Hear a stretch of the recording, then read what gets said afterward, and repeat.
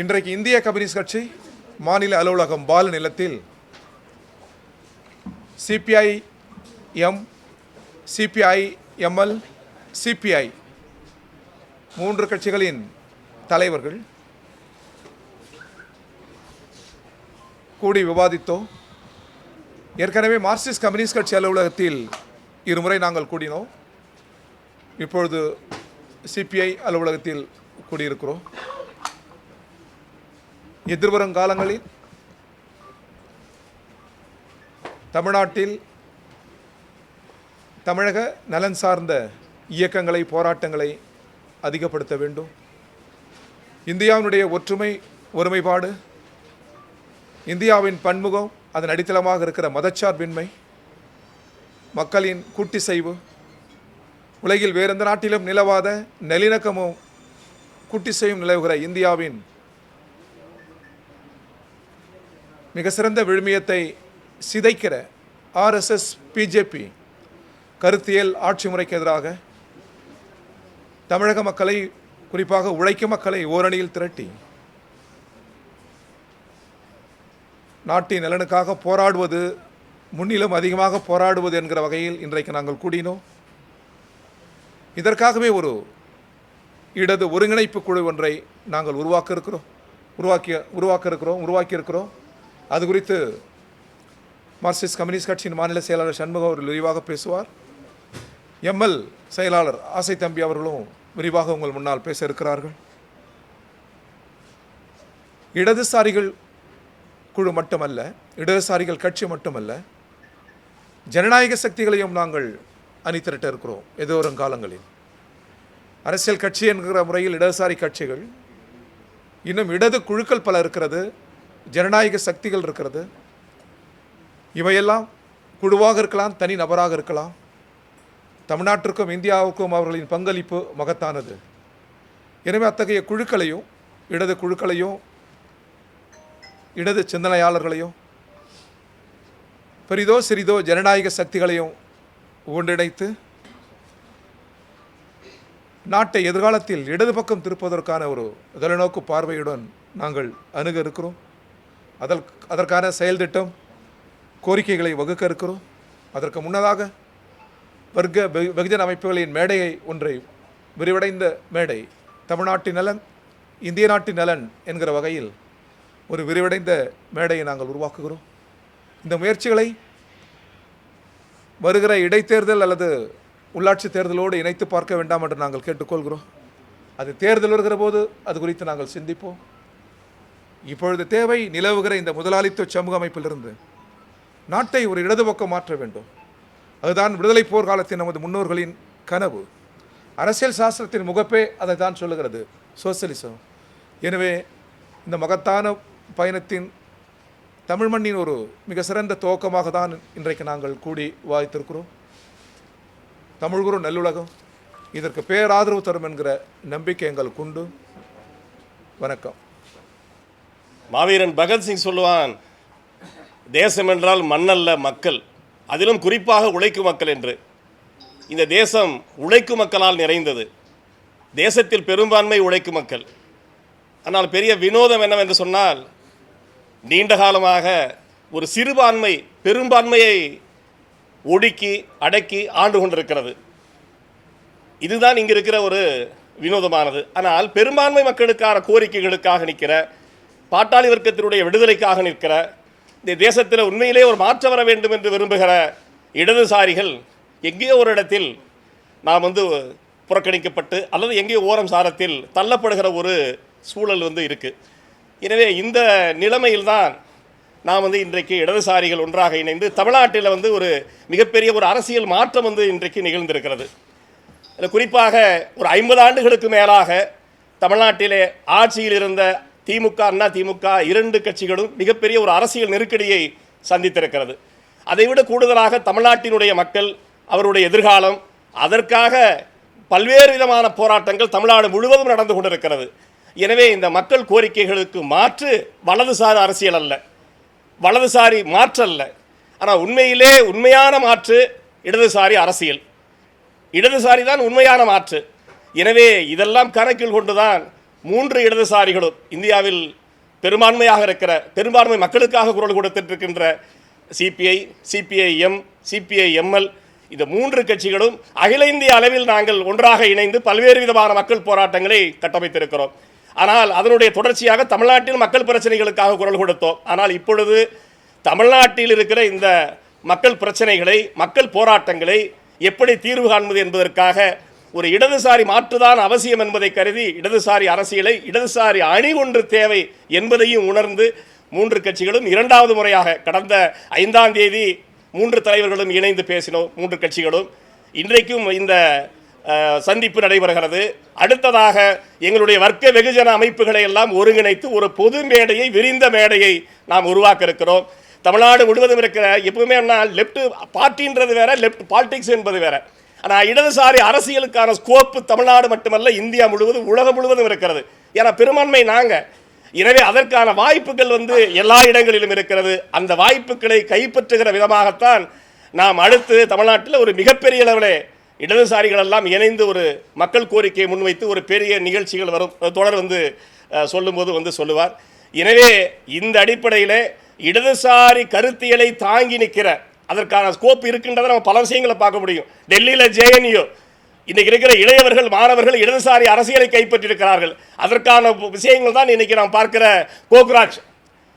இன்னைக்கு பார்த்தீங்கன்னா கரப்பான் பூச்சி ஜனதா கட்சி என்பது உடனடியாக புற்றீசல் போல் பரவி இருக்கிறது. இதெல்லாம் என்னன்னா ஒரு மாற்றை தேடுகிறது. அவர்களுக்கு உள்ளிருக்கிற கருத்துக்கள் இடதுசாரி அரசியல் கருத்து. எனவே இந்த இடதுசாரி அரசியலை கருத்துக்களை தாங்கியிருக்கிற இளையவர்கள் எல்லாம் விரும்புகிற, நேசிக்கிற அந்த இடதுசாரி அரசியலை முன்னெடுக்க வேண்டுகிற அடிப்படையில் தான் நாம் ஒன்று சேர்ந்திருக்கிறோம்.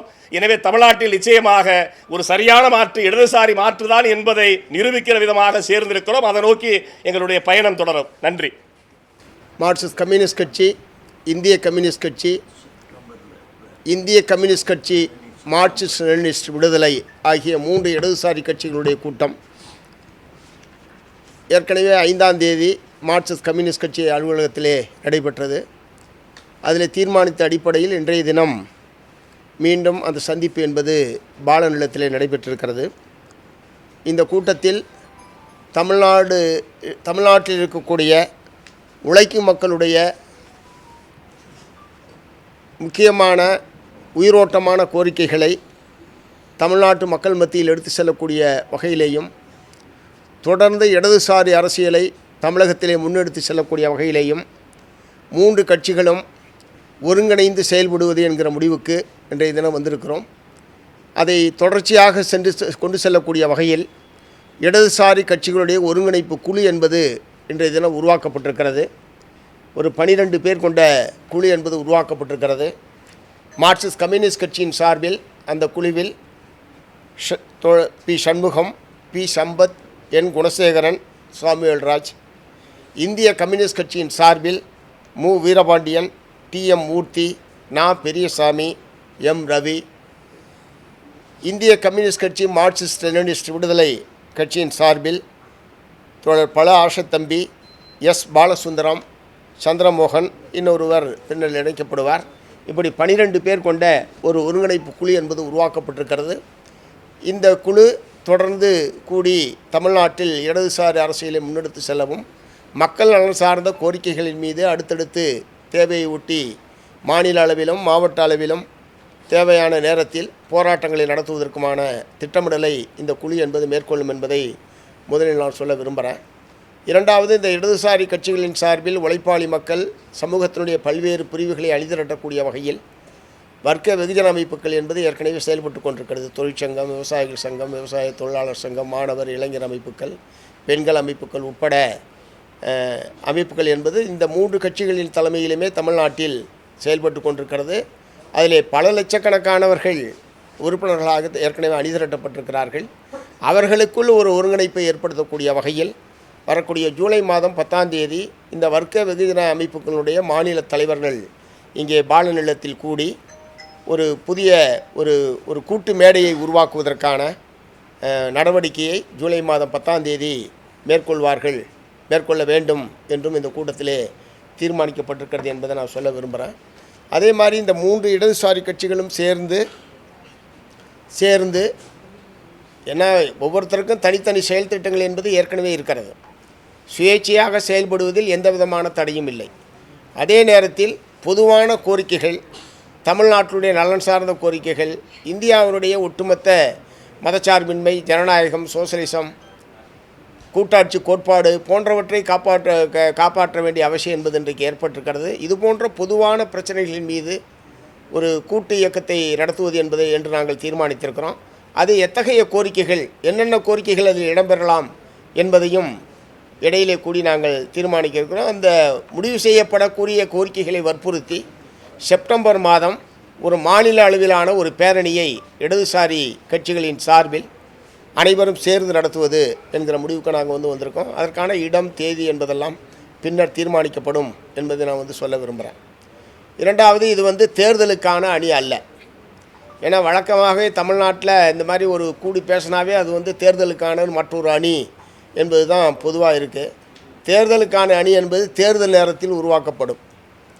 இந்த அணி என்பது நிரந்தரமாக தமிழ்நாட்டினுடைய நலன், முன்னேற்றம், நாட்டில் வரக்கூடிய முக்கிய பிரச்சனைகளுமே ஏகாதிபத்திய எதிர்ப்பு உட்பட, விலைவாசி உயர்வு உட்பட போன்ற மக்களை பாதிக்கக்கூடிய பிரச்சனைகளின் மீது சேர்ந்து போராடுவது, சேர்ந்து செயல்படுவது என்பதற்காக உருவாக்கப்பட்டிருக்கிற அணியே தவிர இது தேர்தலுக்கான அணி அல்ல என்பதையும் நான் தமிழ்நாட்டு மக்களுக்கு தெரிவிக்க விரும்புகிறேன். அவ்வளோதான். வேறு ஏதாவது நீங்கள் கேட்கணுன்னா கேட்கலாம்.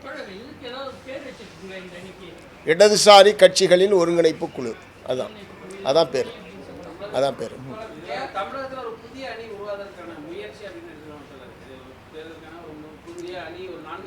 இல்லை, நாட்டை இடது பக்கம் திருப்புவதற்கான ஒரு இடது அணி இது, தேர்தல் அணி அல்ல.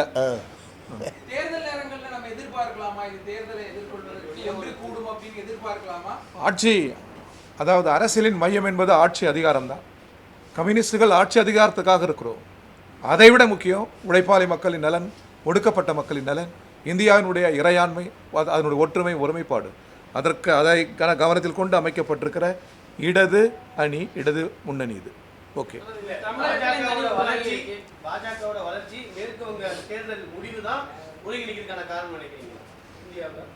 இல்லை, அது அகில இந்திய அளவில் ஏற்கனவே இடதுசாரி கட்சிகளுக்குள்ள ஒரு சேர்ந்து கலந்துரையாடுவது, சேர்ந்து கூட்டு இயக்கங்கள் நடத்துவது என்பது ஏற்கனவே நீண்ட காலமாக நடைமுறையில் இருக்குது. தமிழ்நாட்டிலேயே இப்போ மேகதாட்டு பிரச்சனை, விலைவாசி உயர்வு, ஏகாதிபத்திய எதிர்ப்பு போன்ற பிரச்சனைகளில் ஏற்கனவே 3 இடதுசாரி கட்சிகளும் சேர்ந்து பல கூட்டு இயக்கங்களை ஏற்கனவே நடத்தியிருக்கிறோம். அது அவ்வப்போது ஒரு பிரச்சனையின் அடிப்படையில் ஒரு இயக்கம் நடத்துவது என்பதை தாண்டி தொடர்ச்சியாக ஒருங்கிணைந்து செயல்படுவது என்கிற நோக்கத்தோடு தான் இந்த அமைப்பு என்பது உருவாக்கப்பட்டிருக்கிறது.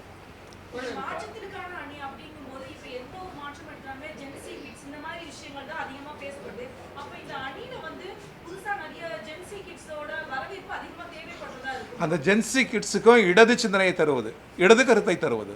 மாற்றம் என்பது ஒரு கட்சி மாறுவதல்ல, ஒரு தலைவர் மாறுவதல்ல. நிலவுகிற இந்த முதலாளித்துவ சமூகம் மாறி, நமது விடுதலை போர்க்காலத்தின் முன்னோர்கள் அரசியல் சாசனம் சொல்கிற சோசலிசம், அதுதான் நிலவுகிற முதலாளித்துவத்திற்கு மாற்றாக இருக்க முடியும். அந்த மாற்றை, அந்த கருத்தை வருகிற தலைமுறைக்கு, நீங்கள் சொல்கிற அந்த ஜென்சிக்கும் அதற்கும் கீழே இருக்கிற பருவத்திற்கும் கொண்டு சேர்ப்பதுதான் இதனுடைய நோக்கம். வலதுசாரிகள் வளர வளர இந்தியாவுக்கும் ஆபத்து, உலகுக்கும் ஆபத்து. அந்த ஆபத்தை உணர்த்துவதற்கு தான் இந்த முயற்சி.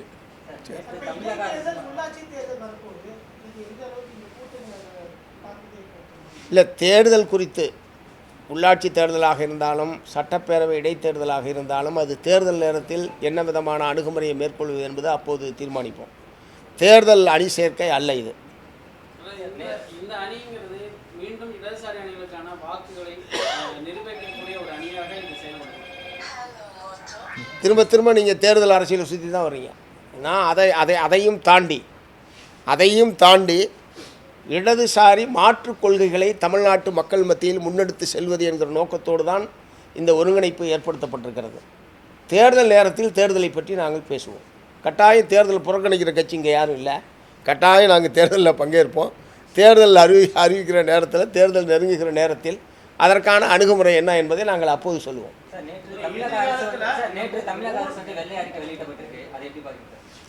இல்லை, அது ஒரு 200 பக்கத்துக்கு மேலே இருக்குது. நேற்று மாலை தான், நேற்று இரவு தான் சேர்ந்துருக்கு அந்த புத்தகம்.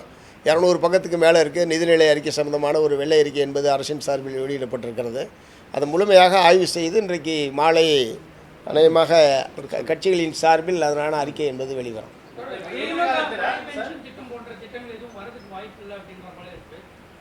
யார் சொல்கிறா?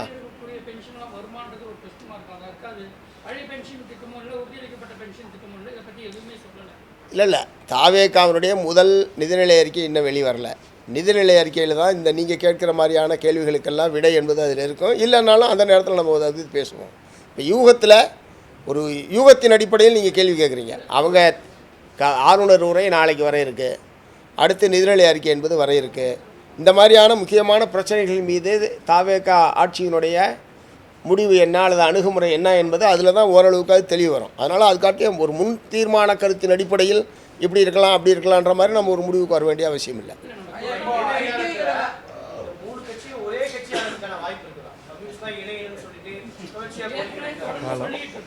உங்க ஆலோசனையை கணக்கில் எடுத்து அது ஒரு சரித்திரபூர்வமான கேள்வி. உங்க ஆலோசனையை கணக்கில் அதை நோக்கி தான் காலம் செல்லும். Right, okay.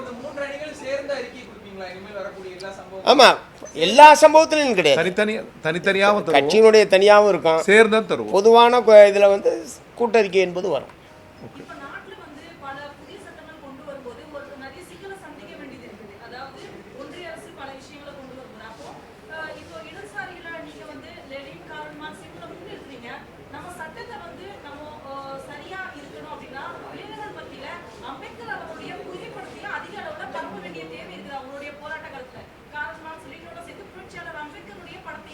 அம்பேத்கர் கருத்தியலை இடதுசாரிகள் நிரப்பிக் கொள்கிறோம். பெரியாரின் கருத்துக்களை இடதுசாரிகள் நிரப்பிக் கொள்கிறோம். தேவைப்படுகிற போது மகாத்மா காந்தி அந்த சூழலியல் அரசியல் உலகத்திலே எனக்கு முதல் இடத்தில் இருக்கிறது, அதையும் நாங்கள் நிரப்பிக் கொள்கிறோம். இடதுசாரிகள் நிரப்பிக் கொள்கிறோம். ஆனால் நிலவுகிற சமூக அமைப்புக்கு மாற்று இடதுதான், சோசலிசம் தான், கம்யூனிசம் தான். அதை நோக்கி உலகமே நகர்கிறது, தமிழ்நாடு நகரும், இந்தியாவும் நகரும். உங்கள் கேள்வியினுடைய உள்ளார்ந்த அர்த்தமும் அதில் அடங்கியிருக்குது. உங்கள் விருப்பமும் அதுதான். ஓகே.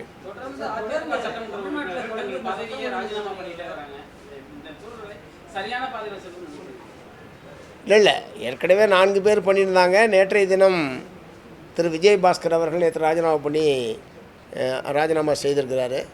அது ஏற்கனவே இது சம்பந்தமாக நாங்கள் எங்களுடைய கருத்துக்களை தெளிவுபடுத்தியிருக்கிறோம். தேர்தல் முடிந்து ஒரு 20 நாள் 1 மாத காலத்திற்குள் இப்படி ராஜினாமா செய்வது என்பது ஏற்புடையதல்ல என்பதை ஏற்கனவே நாங்கள் தெளிவுபடுத்தியிருக்கிறோம்.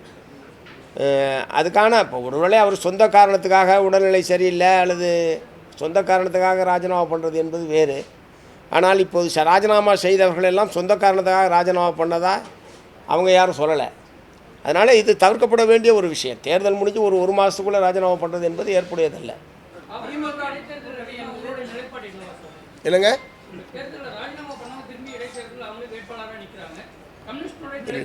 தேர்தல் சம்பந்தமாக தேர்தல் நேரத்தில் நாங்கள் முடிவு சொல்லுவோம்னு சொல்லிட்டேன். ஏன் அப்புறம் திரும்ப அதுக்குள்ளே யோசிச்சுறீங்க?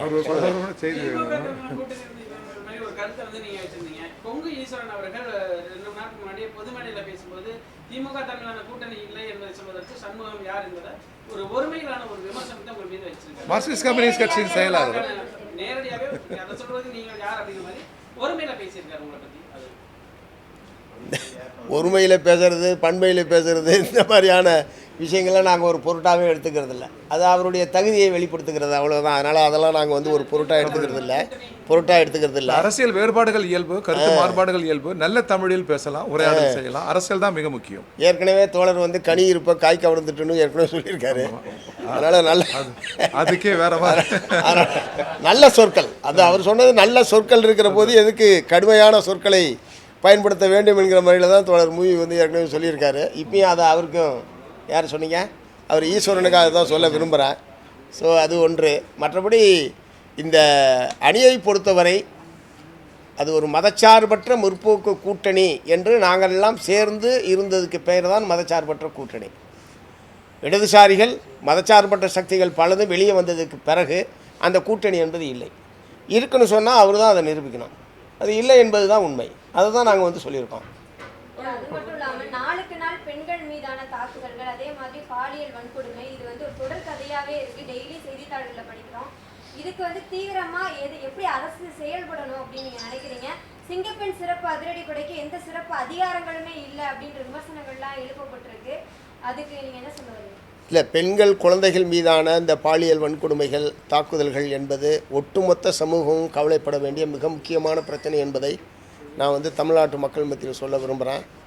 உண்மையிலே ரொம்ப வேதனை தரக்கூடிய வகையில் ஒரே நாளில் பல சம்பவங்கள் என்கிற அளவுக்கு நிலைமை ரொம்ப மோசமாக போயிட்டுருக்கு. அதுக்கு மிக முக்கியமான காரணமாக போதை கலாச்சாரம் என்பது மிக முக்கியமான ஒன்றாக இருக்குது. இந்த குற்றத்தில் சம்மந்தப்பட்டவனை பூரா எடுத்து பார்த்தா அவன் போதையில் இருந்தான் என்ற முறையில் தான் விவரங்கள் பூரா வந்து கொண்டிருக்கு. ஆகவே இந்த போதை கலாச்சாரம் என்பது முற்றிலும் ஒழிக்கப்பட வேண்டும் என்பதை முதல்ல நான் வற்புறுத்த விரும்புகிறேன். ரெண்டாவது, இந்த மாதிரி குற்றங்களே நடக்காமல் தடுக்க வேண்டும் என்பது தான் எல்லோருடைய விருப்பமே. தடுக்கப்பட வேண்டும், குற்றமே நிகழக்கூடாது என்பது தான் எல்லோருடைய விருப்பமுமே. ஆனால் குற்றங்கள் நடந்துவிட்டதற்கு பிறகு தயவுதாட்சணியம் இல்லாமல் உடனடியாக குற்றவாளிகள் கைது செய்யப்படுவதும் விரைவாக அவர்களுக்கு சட்டப்படியான தண்டனையை பெற்றுத்தருவது என்பதிலேயும் அவன் எந்த கட்சிக்காரன், ஆளுங்கட்சிக்காரனா எதிர்கட்சிக்காரனா என்பதை பற்றியெல்லாம் கவலைப்படாமல் உறுதியான நடவடிக்கையை அரசாங்கம் எடுக்க வேண்டும். அதில் எந்த விதமான பிசிறும் இல்லாமல் தமிழக வெற்றி கழக ஆட்சி நடந்து கொள்ள வேண்டும் என்பதை நாங்கள் வற்புறுத்த விரும்புகிறோம். ரெண்டாவது, இது சம்பந்தமான ஒரு விழிப்புணர்வை ஆண்களுக்கு, ஏன்னா எல்லாமே இந்த சமூகத்தில் வாழக்கூடிய மனிதர்கள் தான் இத்தகைய குற்றங்களையும் செய்கிறார்கள். ஆகவே பொதுவான ஒரு விழிப்புணர்வை ஏற்படுத்த வேண்டிய அவசியம் என்பதற்கும் பெண்கள் சம்பந்தமான பெண்களை எப்படி மதிக்க வேண்டும் என்பதை முதல்ல கற்றுத்தர வேண்டும். இல்லைனா இது ரொம்ப சகிக்க முடியாத முறையில் இத்தகைய குற்றங்கள் என்பது தினந்தோறும் நடந்து கொண்டிருப்பது என்பது ரொம்ப வருத்தத்துக்குரிய விஷயம். சட்டப்பேரவை நாளைக்கு துவங்குது, ஆளுநர் நாளைக்கு பங்கேற்க உள்ளாரு. தமிழ்தாய் வாழ்த்து தான் முதல் இடம் நினைக்கிறீங்களா? அதற்கு தான் முன்னுரிமை தர வேண்டும். இல்லை, ஏற்கனவே தமிழ்நாடு சட்டப்பேரவையில் முதலில் தமிழ்தாய் வாழ்த்து, இறுதியில் தேசிய கீதம் என்பது ஏற்கனவே நடைமுறையில் இருந்து கொண்டிருக்கு. ஆனால் இடையில் பிப்ரவரி மாதம் மத்திய அரசாங்கம் போட்ட ஒரு சுற்றறிக்கையில் ஆளுநர்கள், குடியரசுத் தலைவர் கலந்து கொள்ளக்கூடிய நிகழ்ச்சிகளில் முதலில் வந்தே மாதரம், அதற்கு பிறகு தமிழ்தாய் இல்லை அதுக்கப்புறம் தேசிய கீதம், அதுக்கப்புறம் மூன்றாவதாகத்தான் தமிழ்தாய் வாழ்த்து என்கிற ஒரு அணுகுமுறையை திரு அர்லேகர் அவர்கள் கவர்னராக வந்ததற்கு பிறகு இங்கே தொடர்ச்சியாக கடைபிடிக்கப்பட்டு வருகிறது. வந்தே மாதரத்திலும் அந்த அனைத்து பாராக்களையும் பாடுவதை நாங்கள் ஏற்கவில்லை. ஒரு இந்தியா போன்ற பன்முகத்தன்மை வாய்ந்த நாட்டில் ஒரு குறிப்பிட்ட மதம் சார்ந்த கருத்துக்களை வற்புறுத்தக்கூடிய அந்த வந்தே மாதரம் பாடலை வற்புறுத்துவது என்பது ரொம்ப ரொம்ப தவறானது. அந்தந்த மாநிலத்தினுடைய வாழ்த்து பாடல் என்பது முதலில் இடம்பெற வேண்டும். மத்திய அரசாங்கம் உத்தரவிட்டிருந்தாலும் அது சுற்றறிக்கை என்றாலும் கூட அந்தந்த மாநிலத்திற்கான வாழ்த்து பாடல் என்பது முதலில் இடம்பெற வேண்டும். அந்த வகையில் தமிழ்நாட்டில் தமிழ்தாய் வாழ்த்து என்பது அந்த பாடலுடன் நாளைய தினம் அவை துவங்க வேண்டும். அதற்குரிய நடவடிக்கைகளை தமிழ்நாடு அரசு மேற்கொள்ள வேண்டும் என்று நாங்கள் வற்புறுத்துறோம். மேகதாது அணை விவகாரத்தில் கர்நாடக அரசு ரொம்ப தீவிரமாக செயல்பட்டு இருக்காங்க. இதனால தமிழகத்தில் காவிரி டெல்டா பாசனம் மிக மிக கொடுமையாக பாதிக்கப்படக்கூடிய வாய்ப்புகள் அதிகமாக இருக்கு. இதுக்கு ஆளுங்கட்சி, அதாவது தாவேக அரசு என்ன மாதிரியான செயல்பாடுகளை மேற்கொள்ளணும் அப்படின்னு நீங்க நினைக்கிறீங்க? இல்லை, ஏற்கனவே காவிரி சம்பந்தமான உச்சநீதிமன்ற தீர்ப்பு, இறுதி தீர்ப்பிலே மிக தெளிவாக குறிப்பிடப்பட்டிருக்கிறது. காவிரியிலிருந்து பாசனம் பெறக்கூடிய கீழ்ப்பகுதி மாநிலங்களுடைய ஒப்புதல் இல்லாமல் எந்த விதமான கட்டுமான பணிகளையும் மேற்கொள்ள முடியாது. இரண்டாவது, இது சம்பந்தமாக தமிழ்நாட்டு மக்களுடைய ஒருமித்த கருத்தை உருவாக்கக்கூடிய வகையில் அனைத்து கட்சி கூட்டத்தை நடத்த வேண்டும் என்று ஏற்கனவே நாங்கள் அனைவரும் வற்புறுத்தியிருக்கிறோம். அதை திரும்பவும் நான் சொல்ல விரும்புகிறேன். மூன்றாவது, சட்டப்படியான வாய்ப்புகள் என்ன இருக்கிறது என்பது சம்பந்தமாகவும் தமிழ்நாடு அரசாங்கம் யோசிக்க வேண்டும். ஏற்கனவே உச்சநீதிமன்றத்தில் சீராய்வு மனு என்பது மறு ஆய்வு மனு என்பது ஏற்கனவே தள்ளுபடி செய்யப்பட்டிருக்கிறது. ஆகவே சீராய்வு மனு தாக்கல் செய்வதற்கான வாய்ப்பு இருக்கிறதா என்பதை ஆலோசிக்க வேண்டும் என்று ஏற்கனவே நாங்கள் வற்புறுத்தியிருக்கிறோம். ஆனால் இதுவரைக்கும் அதன் மீது தமிழ்நாடு அரசாங்கம் என்ன முடிவெடுத்திருக்கிறது, இடையில கூட அமைச்சர்களெல்லாம் கலந்து பேசியதாக செய்தி என்பது வெளிவந்தது. ஆனால் என்ன முடிவெடுத்தார்கள் என்பது தெரியவில்லை. ஆனால் காவிரி என்பது தமிழ்நாட்டினுடைய உயிர்நாடியான பிரச்சனை. தமிழகத்தினுடைய நெற்களஞ்சியம் என்று தஞ்சை போற்றப்படுகிறது என்று சொன்னால் அதுக்கு மிக முக்கியமான காரணம் காவிரி. ஆகவே காவிரியினுடைய பாசன உரிமையில் எந்த விதமான சிறு பாதிப்பும் ஏற்படுவதை நாங்கள் ஒருபோது அனுமதிக்க மாட்டோம். உச்சநீதிமன்றத்தினுடைய தீர்ப்பை அமுல்படுத்துவதிலேயும் அதை நிலைநாட்டுவதிலேயும் மத்திய அரசாங்கத்திற்கு மிகப்பெரிய பொறுப்பு இருக்கிறது. 4 மாநிலங்களுடைய பாசன உரிமைகளையும் பாதுகாக்க வேண்டிய பொறுப்பு மத்திய அரசுக்கு இருக்கிறது. அதற்கு உட்பட்டு மத்திய அரசாங்கம் நடந்து கொள்ள வேண்டும். தமிழ்நாடு அரசாங்கமும் காவிரி மீதான பாசன உரிமையை பாதுகாக்கவும், காவிரியின் மீது தமிழ்நாட்டினுடைய அனுமதி இல்லாமல் எந்த விதமான கட்டுமான பணிகளையும் கர்நாடகா மேற்கொள்ளாமல் கொள்வதற்கு என்னென்ன சட்ட ரீதியாகவும் அனைத்து கட்சிகளுடைய கூட்டத்தை நடத்தி அதனுடைய ஆலோசனைகள் பேரிலேயும் செயல்பட வேண்டும் என்று நான் மீண்டும் வற்புறுத்த விரும்புகிறேன். எவ்வளவு உறுதியான அணையை கட்டினாலும் அந்த அணையை உடைத்து கொண்டு காவிரி அன்னை தமிழ் மண்ணுக்கு தான் வருவார். நீங்கள் இது இலக்கியத்துக்காக சொல்ல, இவருக்கு அணை அல்ல, அது இந்தியாவினுடைய ஒற்றுமையை உடைக்கிற முயற்சி. இந்த நாடு இதுகாரம் பெற்றிருக்கிற தேசத்தின் ஒருமைப்பாட்டை சிதைக்கிற முயற்சி இது. எனவே கூடுதலாக ஒன்றிய அரசு உணர வேண்டும். அது மட்டும் இல்லாம பயிர்க்கடனை முழுமையாக ரத்து செய்யணும்னு இந்திய கம்யூனிஸ்ட் கட்சி போராட்டத்தை கூட அறிவிச்சிருக்கிறீங்க. இந்த மாதிரியான ஒரு சூழல்ல ஆளும் கட்சிக்கு இன்னும் அழுத்தமாக ஒரு அழுத்தம் கொடுப்பீங்க. இல்லை, இது 3 பேருடைய கோரிக்கை தான், ஜனநாயக சக்திகளின் கோரிக்கையும் இதுதான். உடனடியாக அனைத்து கடனை ரத்து செய்ய வேண்டும். அதற்கு ஒன்றிய அரசு நமக்கு தர வேண்டிய நிதி, ஏற்கனவே பல நிதிகளை முடக்கி வைத்திருக்கிறாங்க, அந்த நிதிகள் அனைத்தையும் தர வேண்டும். இது ஒரு புதிய அரசுக்கு ஒன்றிய அரசு நிதிகளை வழங்கி ஒத்துழைக்க வேண்டும். அந்த கடமை ஒன்றிய அரசுக்கும் இருக்கிறது. இதில் சமரசத்திற்கு ஏதுமில்லை. முழுமையாக கடனை ரத்து செய்ய வேண்டும். அதுக்கு கொஞ்சம் கால அவகாசம் எடுத்தாவது அது அறிவிக்க வேண்டும் என்பதுதான் எங்கள் 3 கட்சிகளின் நிலை. போலாங்களா? ஓகே, ரைட், நன்றி.